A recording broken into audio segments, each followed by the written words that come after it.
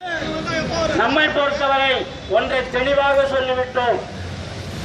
ஓய்வூதியர் 55,000 பேருக்கும் இந்த தீபாவளிக்கு நீங்கள் எங்களுடைய அரியஸ் தொகையை கொடுக்கப்பட வேண்டும் என்று கேட்டோம். 14 மாதங்கள் அரியஸ் இருக்கின்றது, அந்த பணத்தை கொடுக்க வேண்டும் என்று கண்டிப்பாக சொன்னோம். அவர் தந்து விடுகிறேன் என்று சொன்னாரே ஒழிய எப்போது தருவார், எவ்வளவு தருவார் என்பதை அவரால் சொல்ல முடியவில்லை.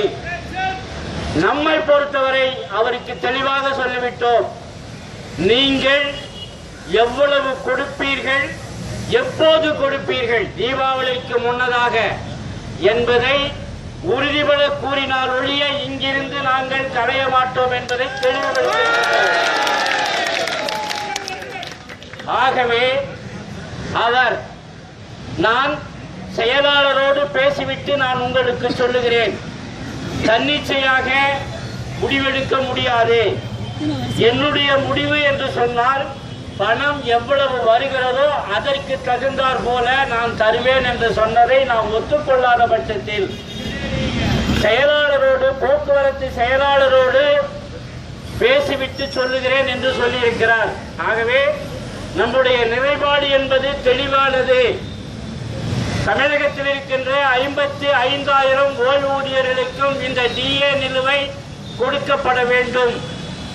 அதை போலவே கம்யூட்டேஷன் அரியர்ஸ், அதை போலவே கம்யூட்டேஷன் இத்தனையும் இருக்கிறது. இதிலே நம்மை பொறுத்தவரை 55,000 ஓய்வூதியர்களுக்கு கிடைக்க வேண்டிய தொகை தீபாவளிக்கு முன்னதாக கிடைக்க வேண்டும் என்பதை நாம் தெளிவாக சொல்லிவிட்டோம்.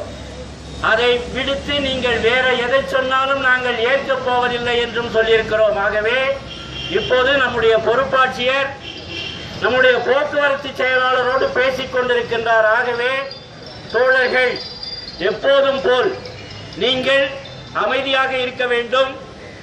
தேவைப்பட்டதுன்னா இந்த வேலை கொஞ்சம் பயன்படுத்திங்க. நம்முடைய வீரம் என்பது, நம்முடைய கோபம் என்பது எப்போதும் இருக்கும், எப்போதும் இருக்கும். அது எந்த காலத்திலும் அது குறைந்து விடாது என்பது நமக்கு தெரிந்தே இருக்கிறது. ஆகவே நம்முடைய பொறுப்பாட்சியர் போக்குவரத்து செயலாளரோடு பேசிவிட்டு சொல்லுகிறவரை நீங்கள் இங்கே அமர்ந்திருக்க வேண்டும் என்று கேட்டுக்கொள்கிறோம். கூடுமானவரை பொதுமக்களுக்கு இடையூறு இல்லாமல்